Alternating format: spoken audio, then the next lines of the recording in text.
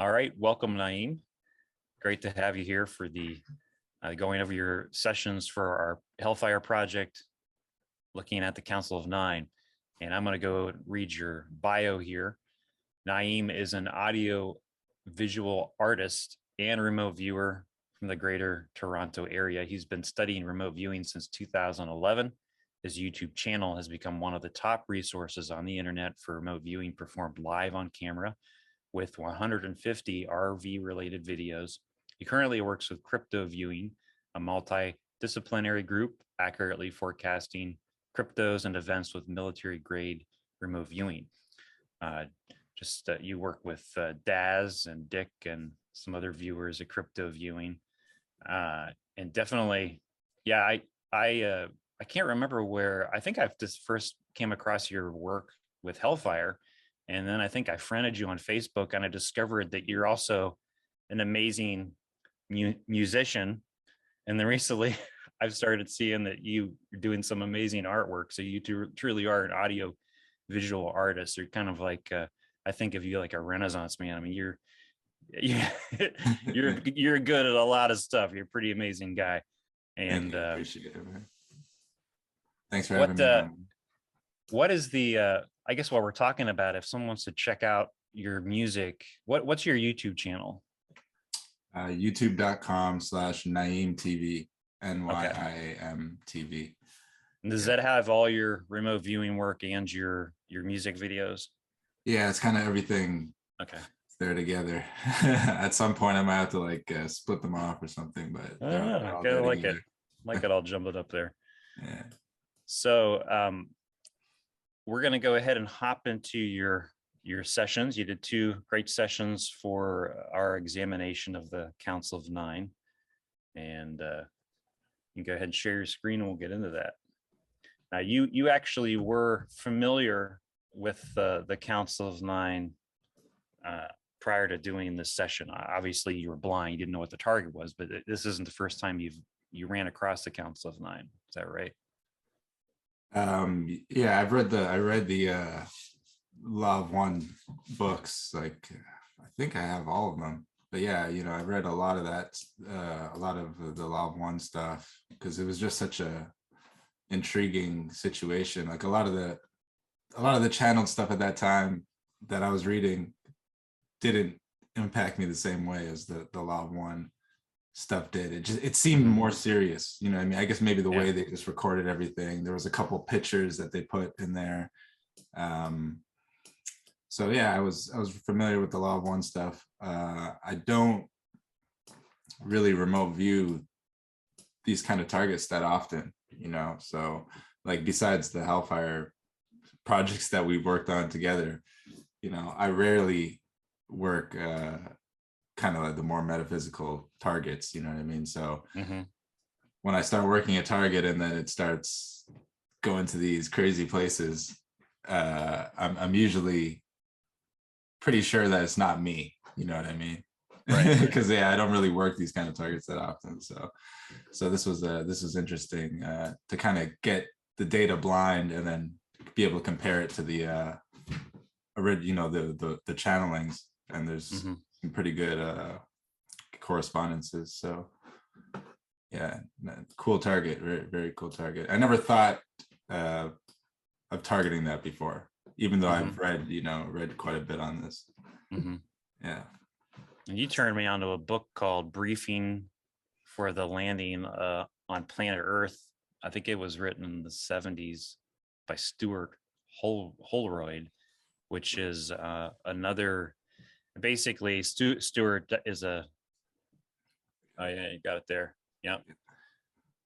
He is I think a British writer who basically it's kind of is like a documentary on another group who supposedly channeled the Council of Nine. Phyllis Schlemmer, I believe, was the one that was in the trance state, similar to Carla. But both of these, I thought it was interesting when I started reading this book. Carla is the only Carla Ruckert, was the instrument, they would call her in the Law of One material. She was in a trance state, so she was totally unconscious during the channeling. And if she wanted to find out what happened, they would have to share the transcription of the channeling with her. But Phyllis, with this different group that I think was operating around the same time, actually maybe a little earlier than the Law of One folks, she was also in a trance state. I found out reading that book, she didn't know. And the information comes through a lot. It's different than how the LL research folks who brought through the Law of One material brought through the information. But another interesting resource for the Council of Nine, that book. And that one was interesting because I read that book more recently, and it's just how Andrea Puharich, it's like this thing is like following him through his life, you know what I mean? Like there comes a good portion of his life where he's working with this idea for so long, you know what I mean? Like even after Uri Geller, he's still kind of caught up in this thing. Yeah, so it's an interesting story because it has real people in it. You know, like the storyline has real people in it, so it's like it kind of makes it feel more real, you know what I mean? So it's just it draws you in. So someone needs to put visuals to that story in that book, the briefing for landing on planet Earth, like try and find pictures of the people they're talking about and stuff like that. Photographs of maybe them doing the channelings or that kind of thing. Yeah.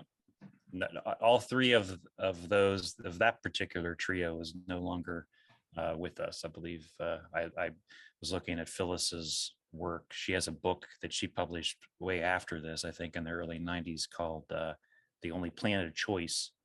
And I believe she's passed away in the last decade or so, maybe 5 years or so. So, but that's another book. I don't know. Have you read that one? The Only Planet of Choice by Phyllis? I got to read that one.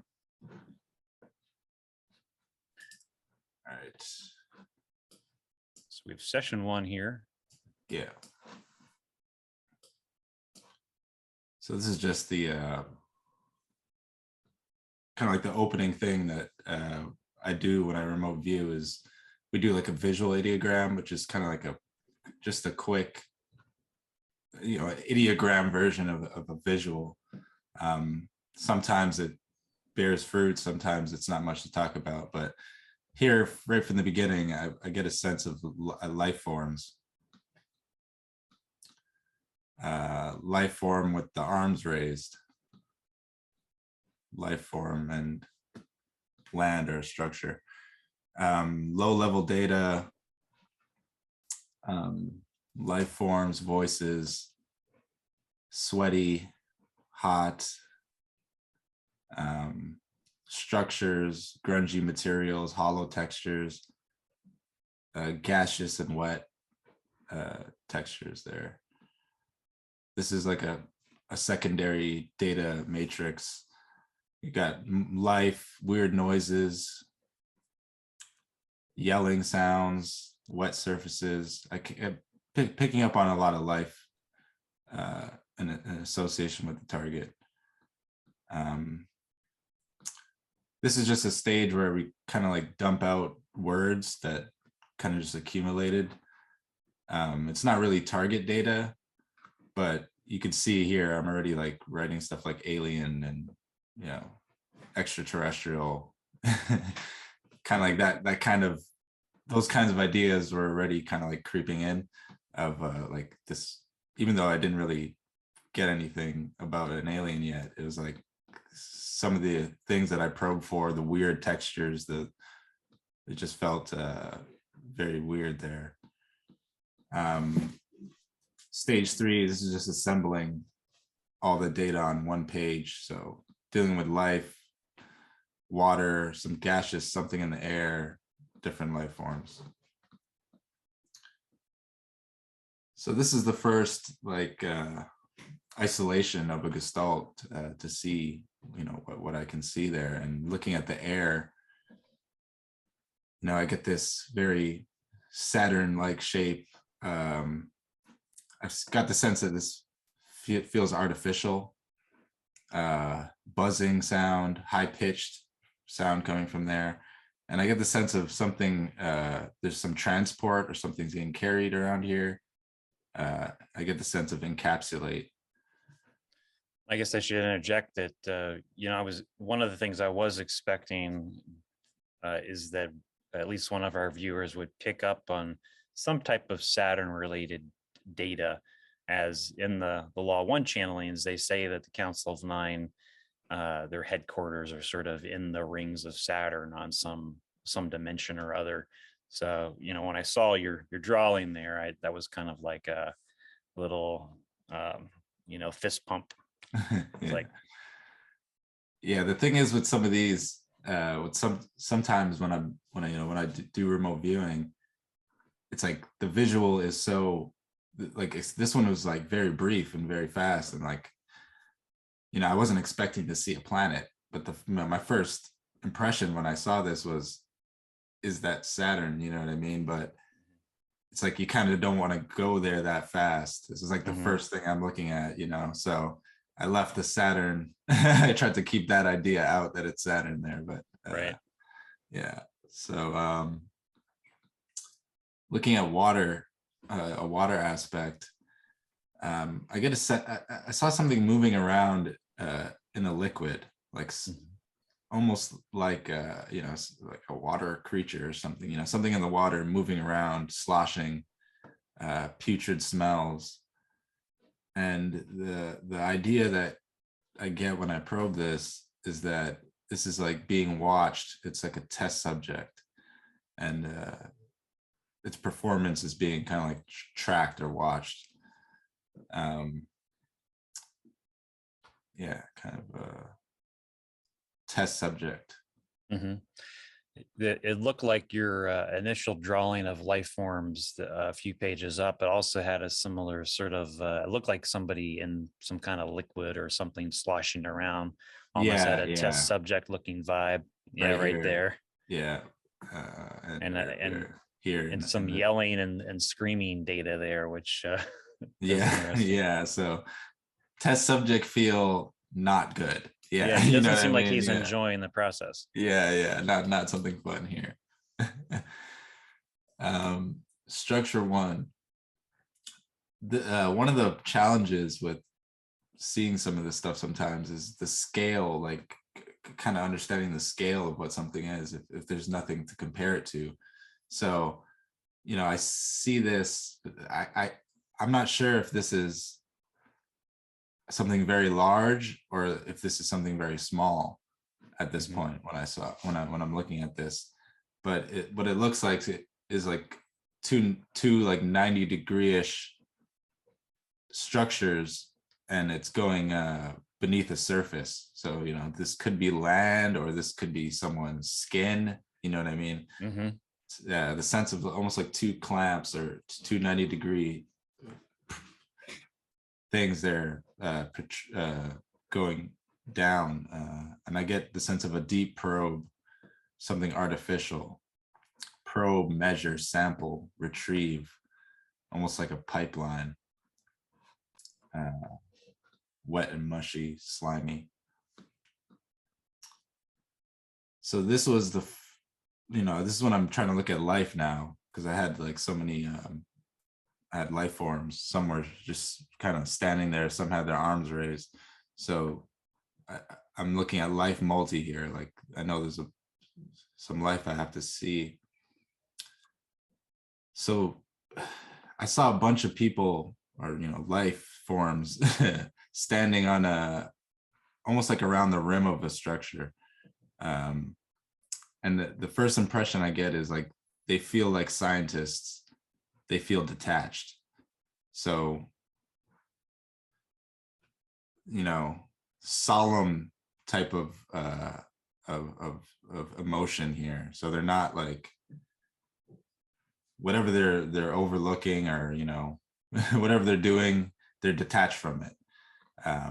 So I'm trying to probe for what are their motives, what are they interested in here, and I get like recombinant, and we were talking about that word, like what is that word, and it has something to do with like DNA or genetics or something like that. I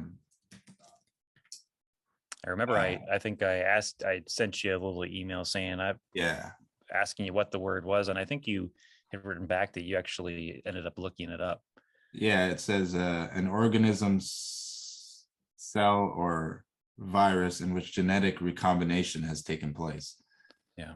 So, oh yeah, a material produced by genetic engineering. So yeah, so doing something. I knew it had something to do with that, kind of something to do with the body, recombinant, dither, overwatch, and observe. I just probing once there, I get the sense of a portal or a jump gate, and that's just like completely out of the blue there on that one. I almost didn't want to write that one down. You know what I mean? Calculations, diagrams, and then I get this like propulsion off world. Like this is not maybe not on Earth here in this physical reality. And then I get another kind of flash where it's like other people are there, some other people are sitting, and I still get the sense of like overlook and overwatch. And yeah, this one was kind of scary here. Yeah. Like I said, I don't really look at these kind of targets that often, but I've seen a gray type creature before in a target we worked with crypto viewing. But this one, I don't think this one is a gray thing. This looked more like a mantis. Yeah, like a mantis, oval head, black eyes, a thin body, not speaking a normal language. And I get overlord, overwatch, secular observers. And then I'm probing them. I get a sense of like a paranoid reaction. To your probe? Yeah, probing on that. It's like not good. I saw this for like maybe like 2.5 seconds, and then it kind of just faded away. And that was like pretty wasn't expecting that. You're not in Kansas anymore. Yeah. Yeah. And at this point, like, yeah, like I wrote here, I'm looking again now, because now I'm just like, okay, I either just completely mess this up or I'm going somewhere with this, right? Right. Yeah. So I'm like, let me see if I could just get another visual that can something that I missed, something that I need to see. And here I see at least 3 life forms there in a pretty tight space, a life standing in a small space, and there's also a bed there. And the probe here I get is like operation. So and I get the sense that this is like subcraft in a lower, some type of lower area. And then I just wrote like, this is strange, I'll stop here. You know what I mean? It was like I saw this, then I saw this, and right when I just, because it's gonna end it, and then all of a sudden I just see this like a mummy, like a body wrapped up in some kind of fabric, and I got like a wrapped up body. Is it mummified type vibe? So what's your feelings after this first session? You walked away, just in general, like what vibe you were getting, or what were your emotional feelings about it? It was like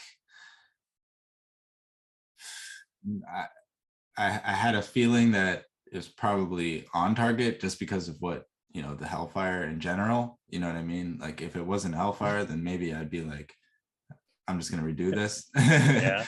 But then I was like, okay, yeah, like I don't come up with stuff like that. Like whenever I when I do a session wrong, it's like I'm like describing something like a building. You know what I mean? Like I'm just completely like off. So it's like I was like, okay, then this might be something to it. Saw a mantid type thing, and then I'm seeing a bed, and I'm seeing operation scenario. So I was like, yeah, like maybe because I'm not thinking those things, right? I'm not consciously thinking those things at that point in the session. So I felt all right about it. So I was just like, if there's something here, then we'll see if there's a retask. Your first session was interesting for me because you had data that was like, yes, he's definitely on the target, that image of Saturn and just the general themes of your first session. There's also session data in there that I definitely didn't expect. Some that, from a human vantage point, I would call like negative or disturbing. This idea of several times you had this concept of a test subject, and the test subject might have been screaming or yelling, and the operation table. Didn't expect any of that going into the session, and I was kind of like, what are we picking up here? Is there more to how the Council of Nine operates than I was expecting, and started wondering, well, are we viewing the Council of Nine's helpers? Like, is this like a multi-tiered kind of thing? And from our vantage point, maybe what they're doing is, like, well, we can talk about that more in terms of some of the more what we might consider negative data, and get your perspective on that. As far as the retasking, I for your next session, I asked you to get some more information about the image. It looks like Saturn, your air data, that object that has a Saturn shape. And then I asked you to probe your overseer data. I asked you to probe what these life forms might be observing and overwatching, as well as what they might be calculating, and probing for activities and objectives of the life forms at the target. Also wanted you to probe some more about what might be moving around in the liquid, some of that test subject data, I believe. And then also, I think we were probing your structural data. You had that structural data of, and the words deep probe, measure, and sample. And I was wanting you to probe what might be being probed, measured, and sampled in your structure drawing there. Yeah, this is it's interesting whenever I go back to a target, because like I saw the stuff and I draw the stuff, but you only see it for such a brief moment, and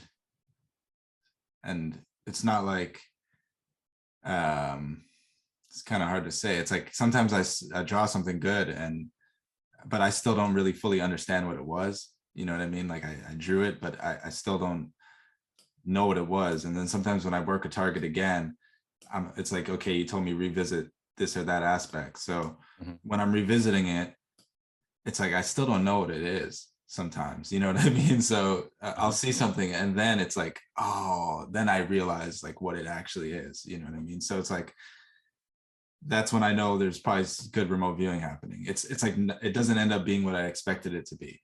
You mean you get that aha when you get the feedback? No, like sessions.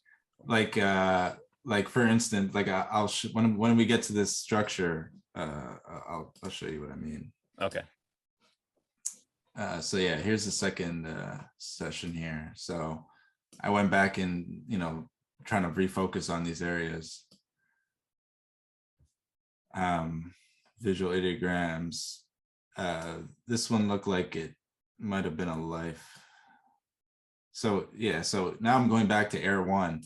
And so that was the Saturn shape thing.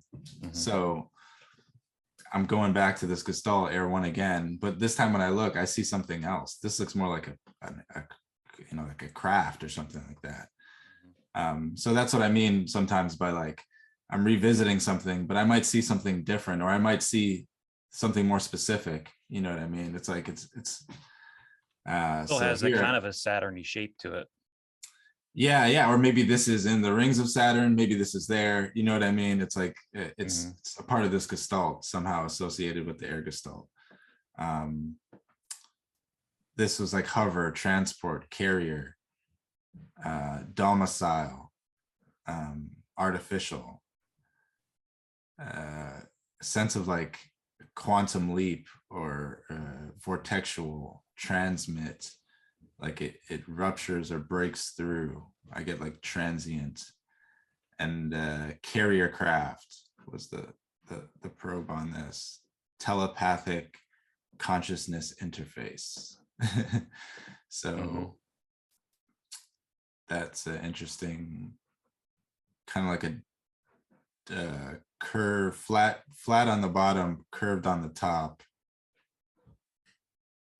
Craft there. And that's for your process. That's an image that popped into your mind for how long? Just a second.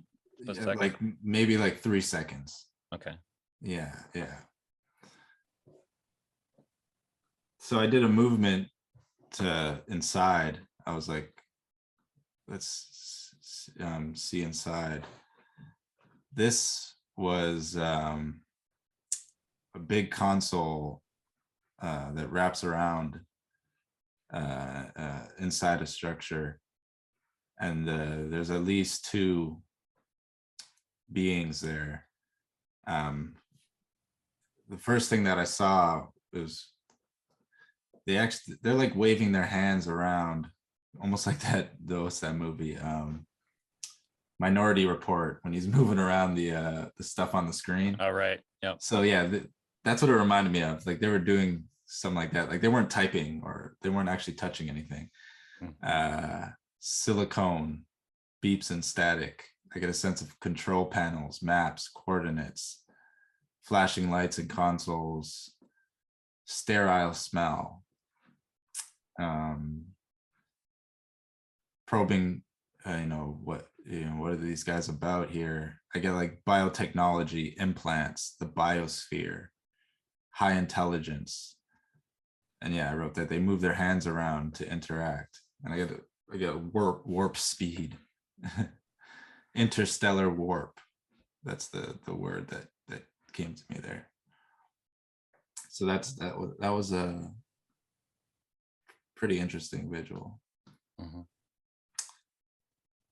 So now this was the structure.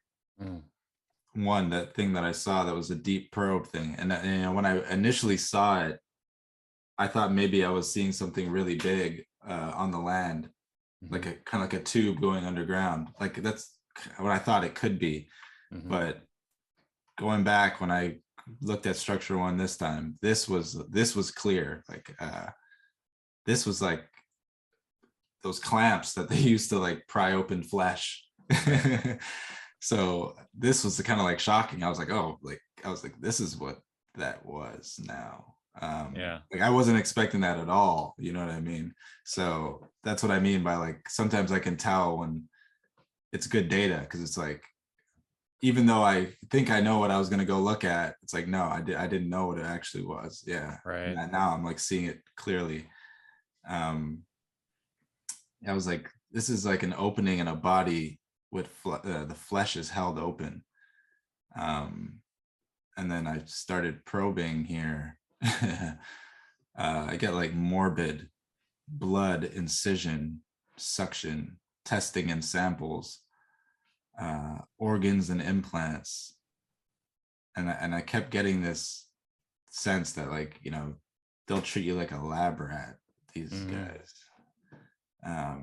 DNA coding and restructuring, playing God. I kept getting that.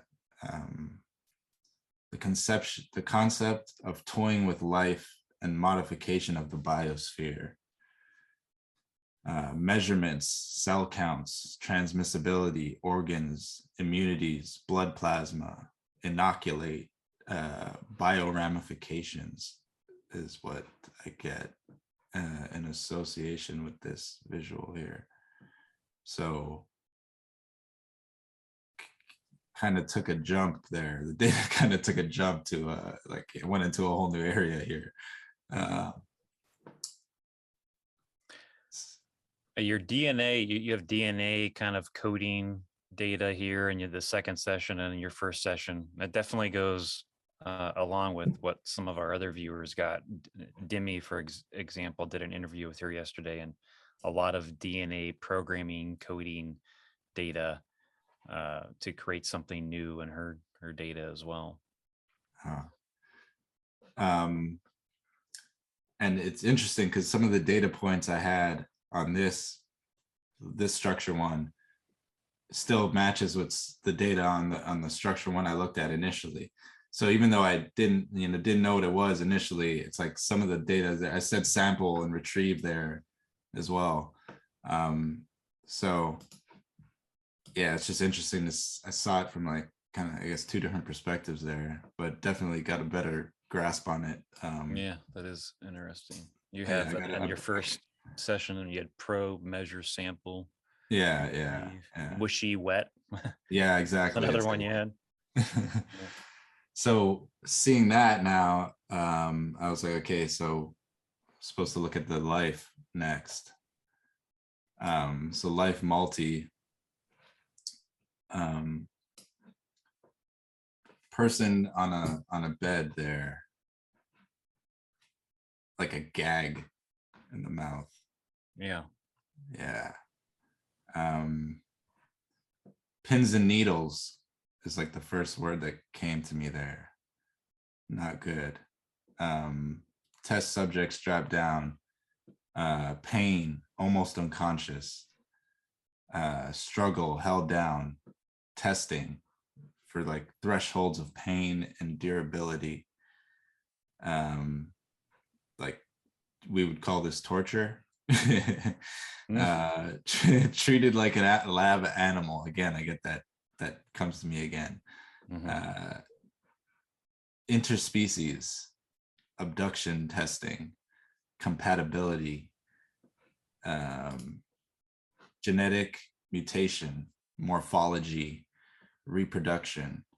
And for these life here, I get a sense of like drones.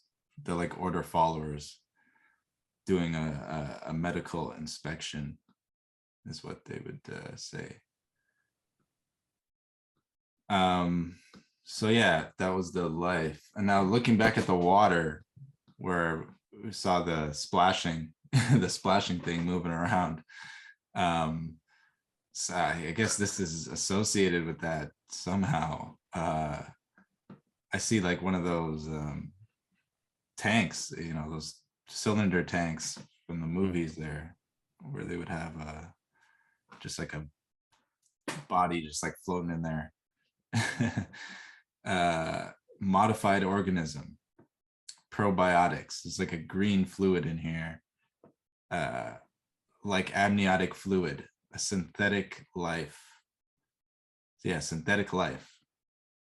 Electrocharge, automation. It's like a Borg, like an animated life Borg. Synthetic, like 3D printed, but on a higher technology is the sense I get here. Like this is this is somehow been created. Held in suspended animation, like a DNA replica. So yeah, that was super, not expecting that at all there. But pretty clear, I saw this. And while I was getting this data, like I keep getting this visual, I had to kind of go on another page and draw it here, but a pretty clear color image of a, I guess we call these like a gray type alien or something, in a green fluid. Does that feel like the Mantis character from the first session, or do you think that's a different life form? I think this is different. Yeah, I think this one was different. The other one had a more sharp head. This looked more like the ones that they show on like the History Channel or one of those documentaries. These are ones that they would show. Yeah, more classical gray. Yeah, hair shaped. And I think, I had the word suspended animation there, and I was like, okay, I got to look at this life more, what's going on with this. And here I see like rows of bodies here, And again, I get this word suspended animation. And this is like a storage facility. They got like ready to use like clones, basically. They can be activated. They're automatons, synthetic cyborgs, and there's a life there. There's like a caretaker, a keeper, and I get like bioengineers, something to do with transmutation. And I think Dennis had the word suspended animation as well in his session. I saw one. Yeah, he actually had a drawing that, and I didn't even connect this, but thank you for bringing that up. He has a drawing that is very similar to this one on the screen, and he AOL'd it as like I think they called foosball table, where you got those little soccer player dudes, and you can swing the, and I mean, I can totally see that. It looks like 2 rows of foosball players. And then he probed it. And like you said, he got the same thing of, I can't remember what exactly he said, but it was like a pods or something suspended. Something like that. So that was looking at, when I saw his session and saw that same word there, I was like, wow, that's always really interesting when doing remote viewing. This was bizarre. Like I couldn't make this up if I, my wildest dream. So I'm just kind of just going with the flow here. I'm just like, okay, what else? Because it seemed like there was so much data for this target. So I was like, what's next? This was inside of a structure, like a warehouse kind of feel. And there's just like bodies that are kind of like propped up like mannequins. And I wrote like, this is strange. This is an area where there are different bodies and body forms on display, almost like a shopping mall, but for bodies. Like you would come here and it has like it would like list the specifications of and the abilities, like, oh, this one can live for this long, and it's this intelligent, like this is like boasting, like on display, features and abilities, compatibility, longevity. But I get the sense of like boasting, like this is like a showroom. Like you would come here and they'd be like, we made this one, this was our best one. So that was just weird. Yes. This one was pretty strange too. These guys that are doing all the high level stuff, they seem to be small, or either maybe this being over here is huge, but these guys seem like they're on the smaller side. A body hooked up to a computer, and I get a sense of programming and installation. So this guy's like basically like a computer programmer, and they're feeding this to this body, and I get a sense that it's like flashing the BIOS, and then I get biosphere. I thought that was interesting, because biosphere, biological digital encoding is the kind of like the name I get. And then the council, the overseer type beings, probing more into that.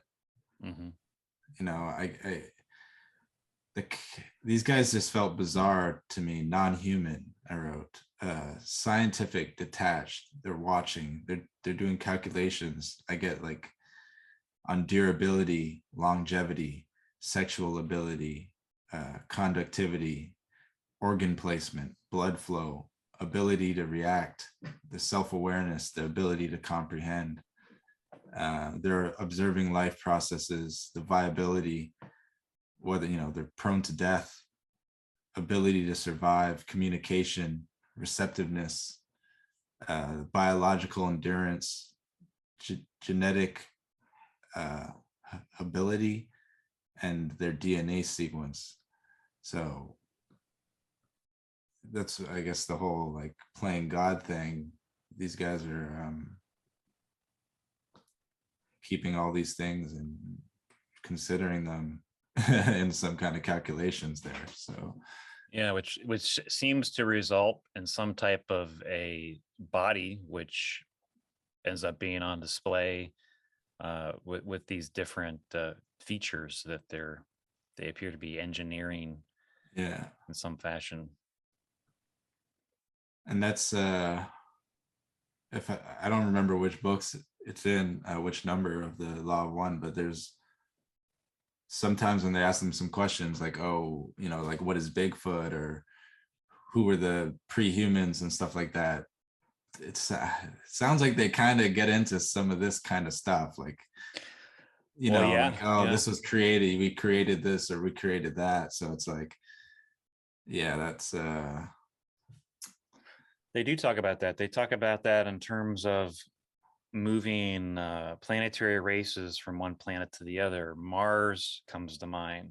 They talk yeah, about how in some way Mars became uninhabitable, but the people that were there hadn't completed their evolutionary journey on a third density planet. So mm, in order to continue their learning, they had to go to a different planet, which turned out to be Earth. But Earth bodies, or the Mars, they need a different body basically, and I can't remember how specific that they get into it, but you're right. There's some kind of body would need to have been tweaked in order for them to exist on Mars, and I think they imply that there was a blend of Mars DNA or the Mars body with perhaps whatever uh, animals or life forms are living on Earth at that time.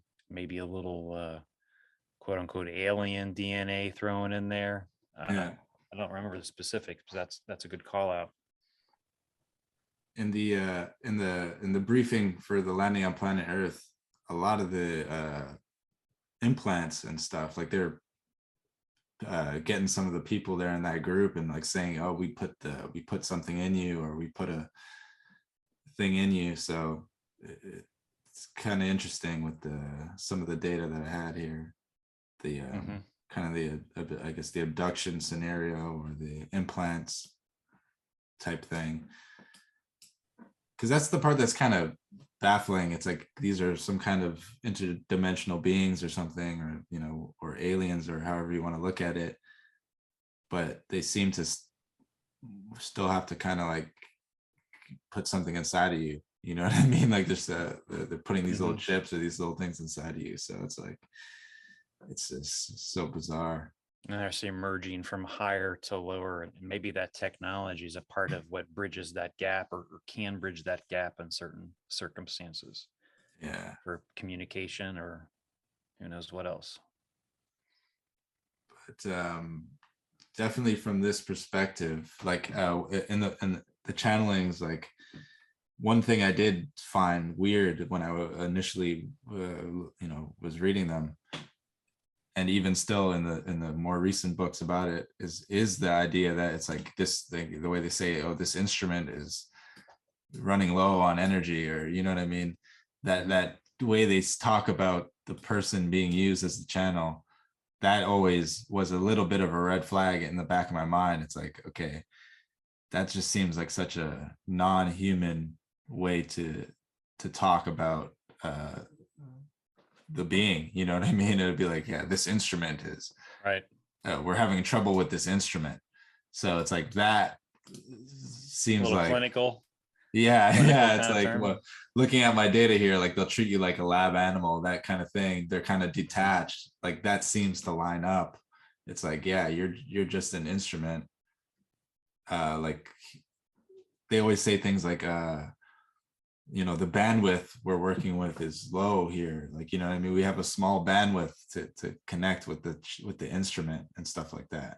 So Mm-hmm. that, you know, seems such like a technical way of electronic way of talking about it. It's like, yeah, maybe they are like punching something into a computer somewhere, you know. Yeah, the law of one material, when I read it, sometimes I feel like I'm listening to the musings of some type of a robot or like a computer, like AI or something.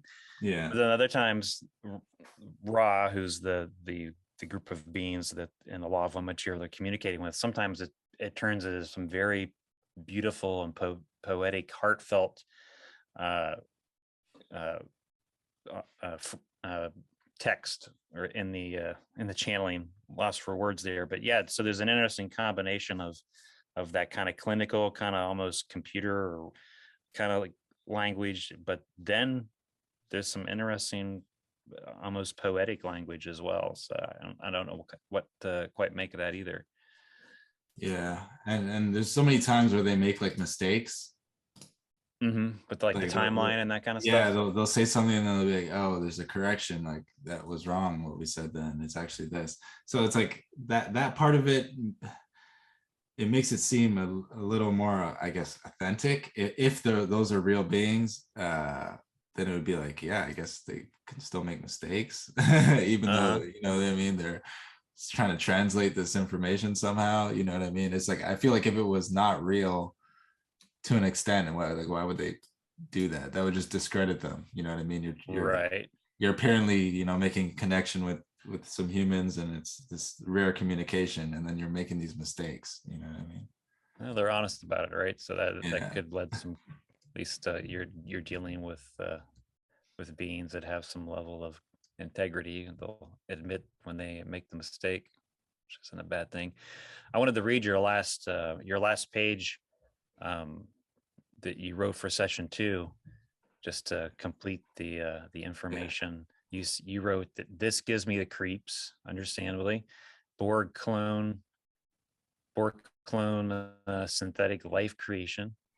Yeah. These will treat you like a lab animal, only interested in the data. Very businesslike. Give, create the artificial spark of life, playing God, testing to see if it withstands pain, survive, like product testing, but on life forms. Yeah.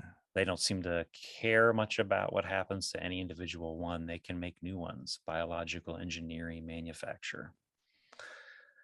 Wow. Yeah. So going back to what I was saying earlier, when I was going through your data, and you're right, it kind of gave me the creeps too. I mean, would you the life forms that you view? Do you think you'd want to be hanging out with them and spending time, or they kind of? I don't think so. Yeah. Like it, I get, listening to, even like I said, even when I listened to or read those channelings and stuff, a part of it did creep me out a bit, just the way they, if they are that different, yeah, you can't really expect them to have the same kind of emotional capacity that we have, because like they would ask questions like, oh, why did this tragedy happen, or these people died, and they're just kind of like, oh well, it's all just, that whole higher level perspective, like, you know what I mean, like, oh, it's just a part of their life plan, or you know what I mean, it's like, Yeah. yeah, they're not really affected by the idea that a bunch of people died or something like that. they're There's a just line they're just that telling you the data, right? Yeah. there's a So line that reminds me of. Don and the law of one material, that he asks about something about the end times, like what happens to us, or like to the planet, to like earth changes and that kind of stuff during this transition from the third density to fourth density, which is a big theme in that material. And Ross says something like, we don't concern ourselves with I can't remember it, but basically they don't concern themselves with the earth changes, or those kind of things. Those are all unimportant. yeah, They're yeah, about the big picture. yeah, yeah. Like, so yeah, so I have to admit, I struggled with your data a little bit in terms of how it fit with my own biases, which I put in my tasking document, that I thought I was going to be getting a lot of data that would kind of correspond with what was in the law of one material. And for me, a lot of that data, while clinical and has that kind of clinical language at times, it also is what I would consider spiritual data related to the big questions of why we're here and the spiritual journey, spiritual evolution of human beings on this planet and other planets. So I wasn't expecting this. I think at one point you describe your data as morbid, this morbid, kind of scary data, and I'm not quite, just speaking for myself, I'm not quite sure how to reconcile those things. I'm curious if you have any thoughts about it. The one thought that I've had, if we assume that the Council of Nine exists and that your data and the other viewers' data is accurate as well, is there's a concept of one, the lab rat, like a little literal rat, would consider our scientists as, doing horrible stuff that wasn't good. And if we're dealing with life forms that are more evolved than us, spiritually or otherwise, they might view their actions on us as justified. We're kind of the lab rats, and there's some kind of scientific detachment there, just like we do with literal lab rats or other animals that we test on. But it's all for a higher good, right? So you can kind of there's not any morality here.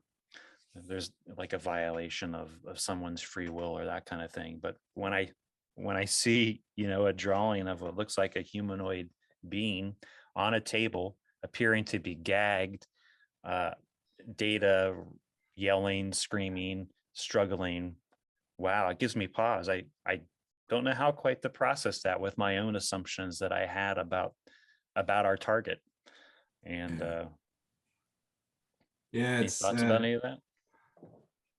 Well, in the always when I going back into UFOlogy and abductions and interactions with extraterrestrials or other beings in general, there's always been that part of it where it's like, oh, they probe you and they do messed up things to you, you know what I mean? But that usually isn't the popular part, right? That's what you always hear is the other part where it's just like, oh, they had this spiritual experience, you know what I mean? So there's always been that part to it, you know what I mean?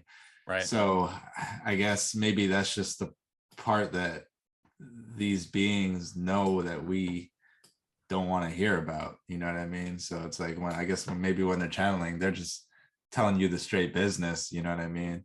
I guess they know you're not going to want to hear like, yeah, we got to cut you up and put something inside of you, right? It's just it's such a complex thing, you know what I mean? If they're real, if there is this council of beings or intelligences that, like in the channelings, they say that they're the representatives. The nine is like the representatives of creation or something like that. That's basically what they're saying. Aspects of qualities or aspects of God.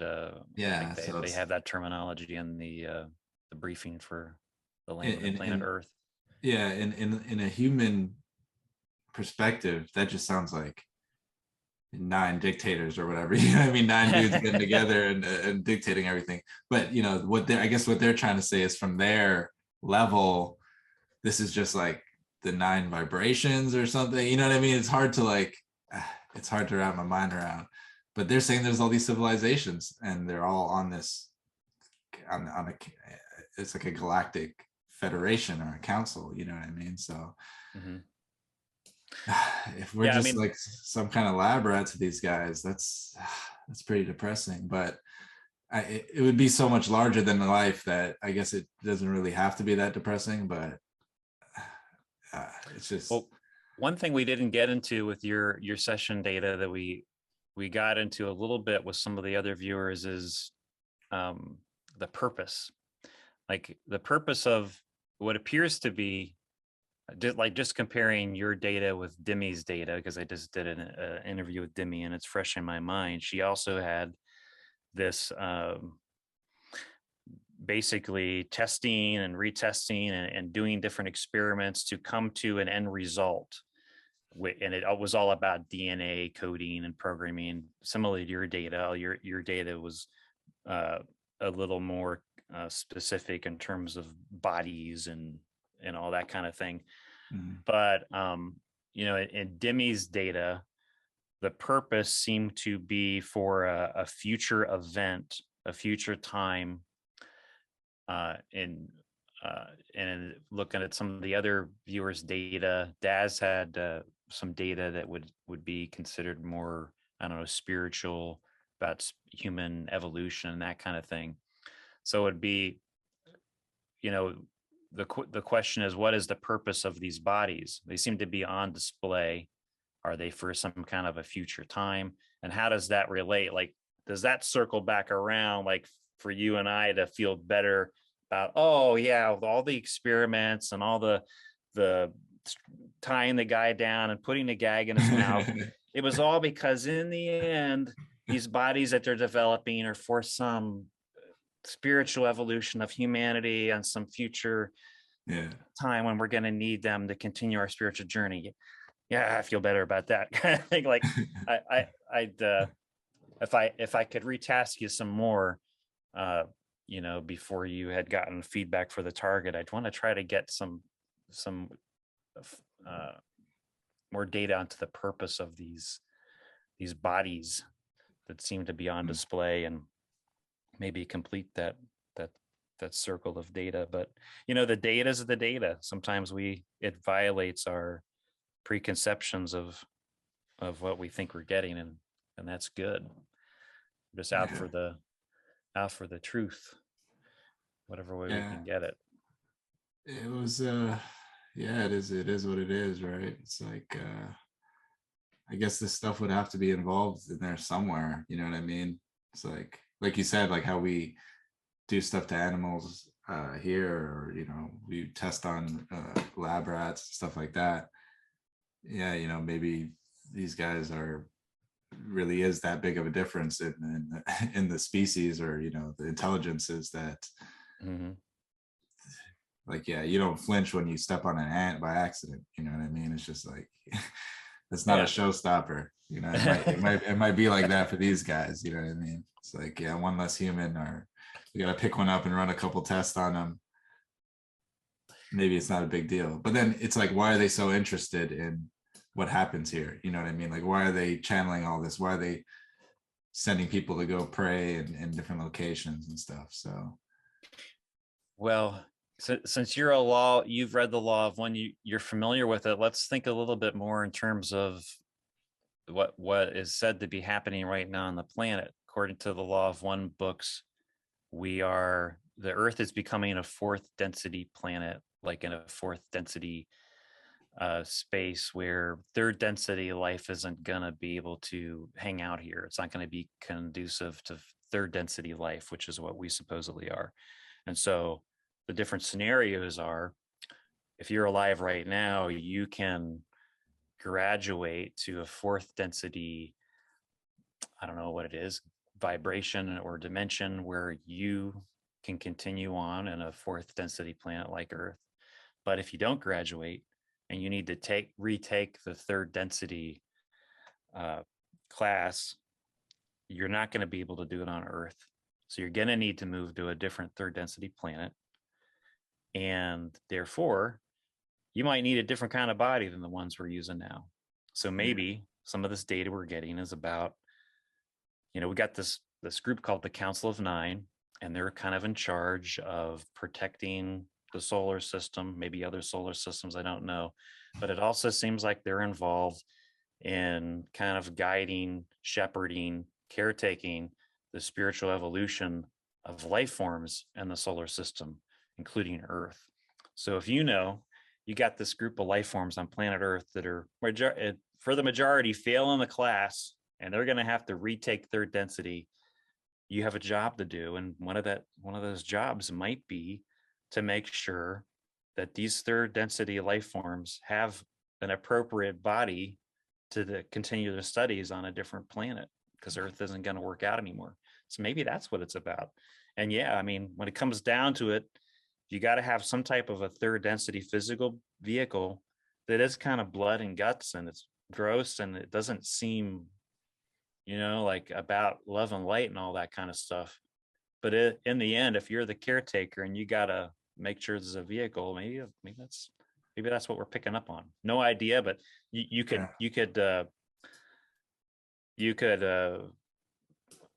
have an argument around that if taking in the law one data and your data, and if the scenario is true, that's very likely. Yeah.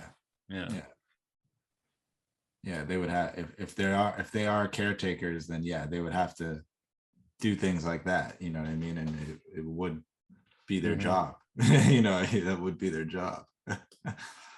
So maybe that's why this stuff is they keep this stuff secret. You know what I mean? It's just society probably wouldn't exist the same way. If this is true and this information got out, then society probably wouldn't be the same, right? No, for sure. Do you have any more thoughts about your session? Before we end our video, I wanted us to get a little more background about you and your remote viewing journey, if that's something you're comfortable sharing. But before I do that, any other thoughts about your session data for the Council of Nine? Really, really interesting target. Kind of hooked into a couple things there. Seems like a pretty high level operation going on involving a lot of complex things. Probably other beings from other places or other realities. The sense of it is, overwatchers, genetic engineers.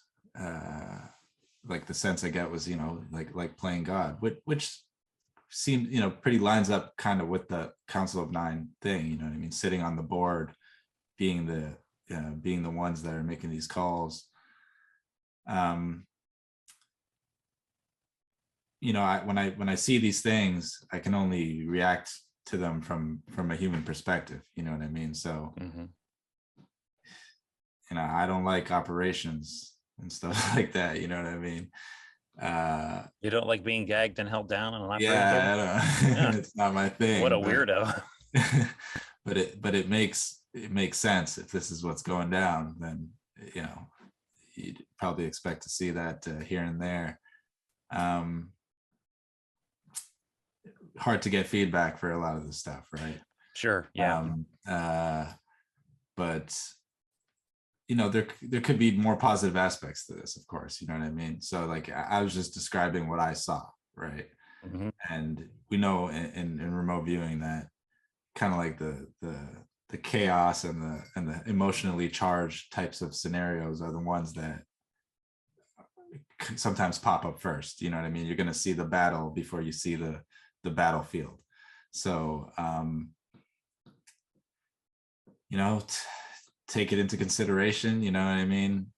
Take the data with a grain of salt, but keep it in mind, you know what I mean? A lot of correlation with the channelings though. So it just might be one of those higher level realities that is a more of a hard pill to swallow, that maybe does have a positive thing to it, you know what I mean? It's just that maybe we just we're not going to really align with that idea from this level, you know what I mean? That's like telling a farm animal, like, we got to cut you to get the herd wherever we need it to go. It's like, to them, they're not going to like that, right? But it is, I guess, technically for the better. So super mysterious target.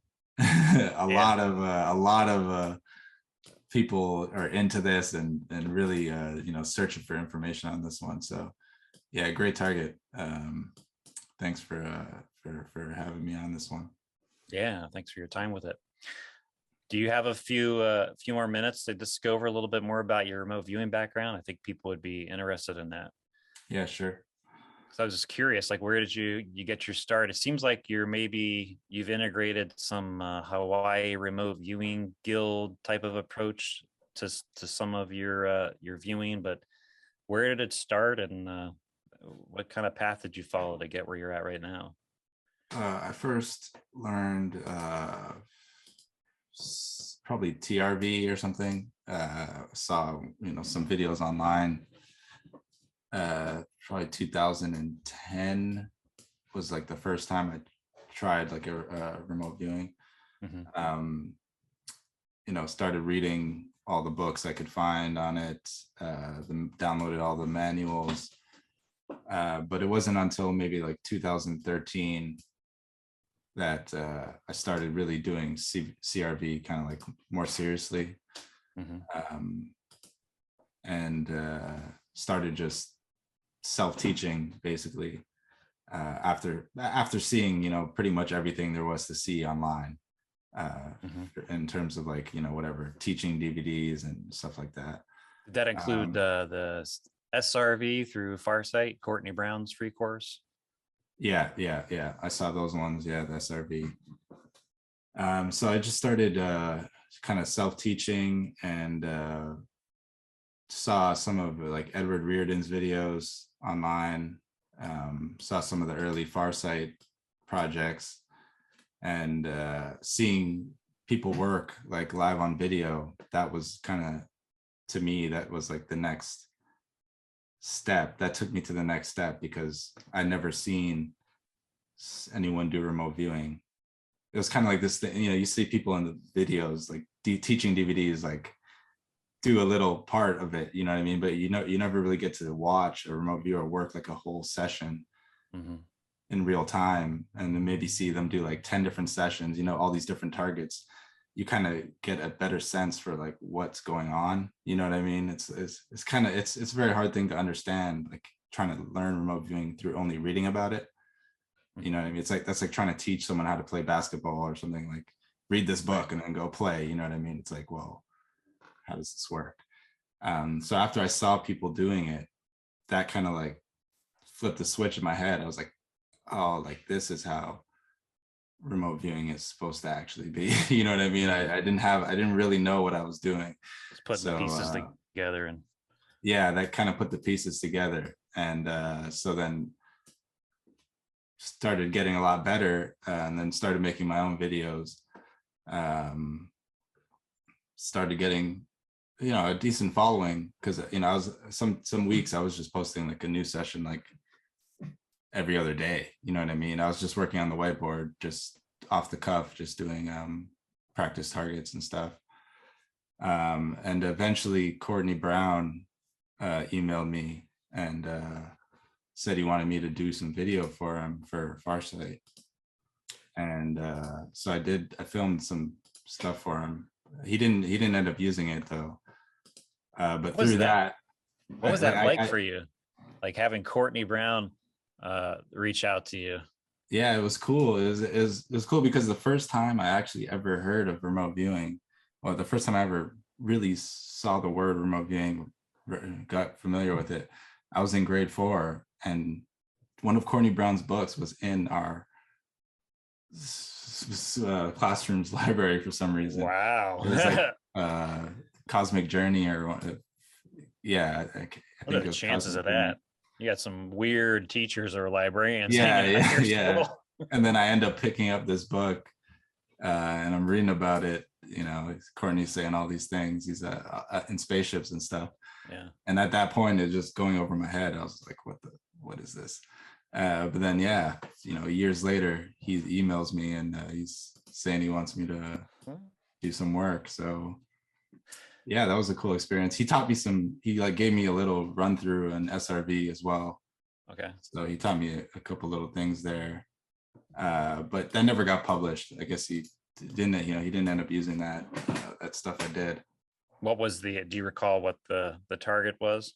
It wasn't like a mysteries project or anything. It was like just a regular target, like a bridge or something like that somewhere. Oh. He was just using them for just regular, content posts, I guess. Okay. But then through Courtney, I met Dick Algar. So we were emailing each other, and I was just kind of just nagging him all the time, trying to, learn more about what he knows about remote viewing. And so, yeah, he eventually, gave me a little course there in the HRVG methods. And so that helped take my game to another level too there. Mm-hmm. So, and then, yeah, from there, that was maybe 2015 or something. So since then, I was just, back to my YouTube, just working projects, doing targets, still in contact with Dick, and Daz Smith would send me like ARV projects every now and then to work on. Mm-hmm. And I guess that relationship just kind of led to me getting on crypto viewing after a while. How long have you been doing crypto viewing? It's been about a year. Yeah. Mm-hmm. Yeah, it's been like 1 year now. So yeah, it's just a whole bunch of a sequence of events got me where I am now. But yeah, it was for the most part, it was just self teaching and just trial and error for most of the part. Yeah. Mm-hmm. Definitely the most interesting subject or thing in my mind is remote viewing right now. Uh-huh. Yeah. I'm curious, do you usually people who get into remote viewing, either they've done what we'll just call conscious exploration work, and remote viewing is kind of like a step along that path, or sometimes remote viewing is like one of the first things they do and then they branch out. Any other consciousness exploration work that you're into? Any anything like that you've either dabbled in before or you're kind of dabbling in now that you want to talk about? I was still, meditation, but prior to remote viewing, I had tried doing out of body travel and had some mixed results. You know what I mean? Nothing to warn the town about or anything like that. But remote viewing was maybe the first one where it was like it felt more objective. You know what I mean? It was like, well, here's the target, here's what I did. So that's the one that kind of gave me the most. That's the one that seemed the most real to me. You know what I mean? Yeah. And the most usable in real life. Mm-hmm. But yeah, astral travel, meditation, the Silva mind control. Are you familiar with that? I've heard of it, but I'm not sure what that is. Is that involved with NLP or is that something different? Yeah, it has some NLP. It's like a visualization exercise to like get yourself into like a theta mind state. Okay.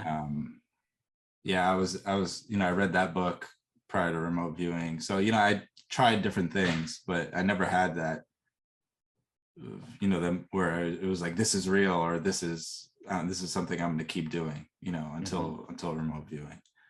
So if you had any advice for someone who's wanting to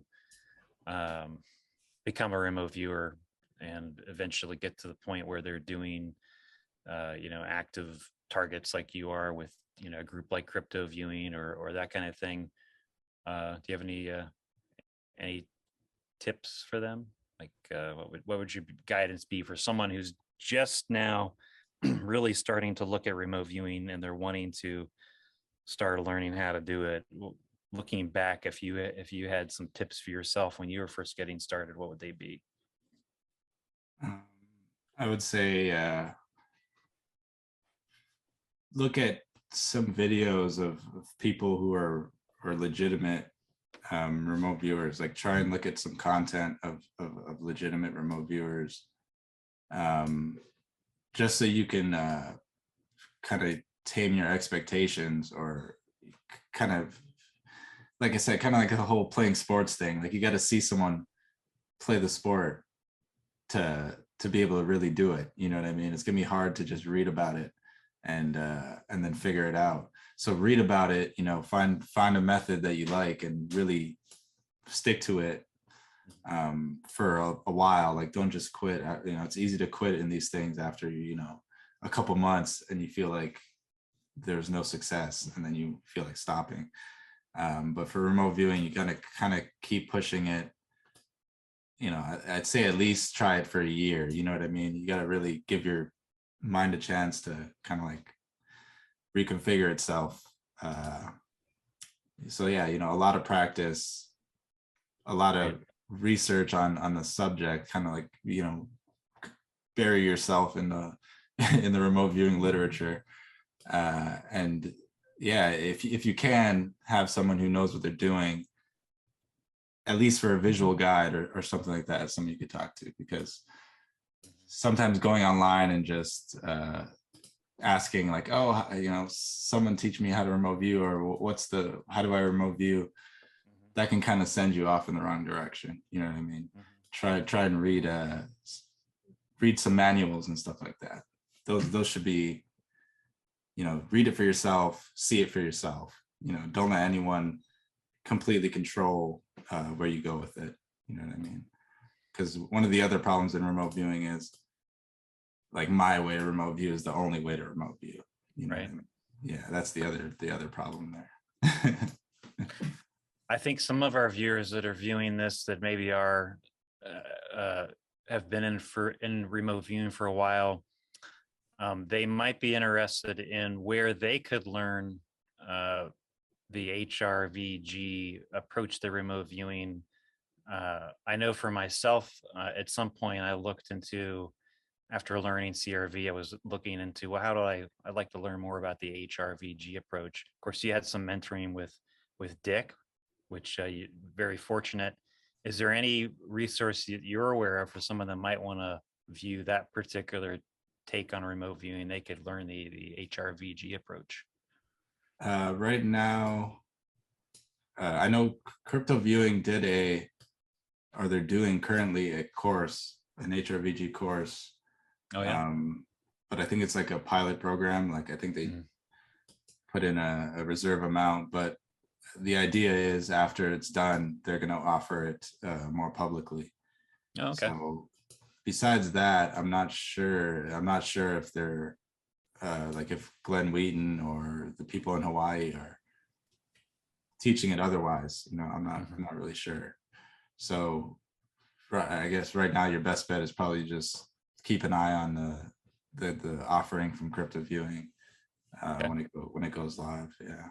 Is that so cryptoviewing.com, is that the best place for people to, if they want to keep following your remote viewing work, is that the best venue to do that? That on your YouTube channel? Yeah, my YouTube channel, youtube.com/Naeem. I post just like my own little videos on there. But in terms of like regular work, yeah, Crypto Viewing, patreon.com/cryptoviewing. Okay. Is the site for that. And we do like 3 or 4 cryptos a month, and then there'll be like world events. We'll do the next month's world events, and then sometimes we'll do like a mystery target. So pretty much a steady flow of remote viewing work coming out of there. And do you have a separate website? Yeah, I have a website, thefeedbackloop.info. Okay. That's just where I post some of my work and kind of try and keep track of a bunch of the stuff I did there. Excellent. All right, we'll have those links, those different links we mentioned in the description of the video or the podcast for those listening. Nyiam, it's been great to have you here. Really enjoyed talking with you and look forward to continue to work with you on targets in the Hellfire group, and hope I get to task you another one at some point down the road. Thanks, man. It was a pleasure. And it was it was cool to get to work that. I would have never thought I would get to work that one. So that was awesome, man. Thank you.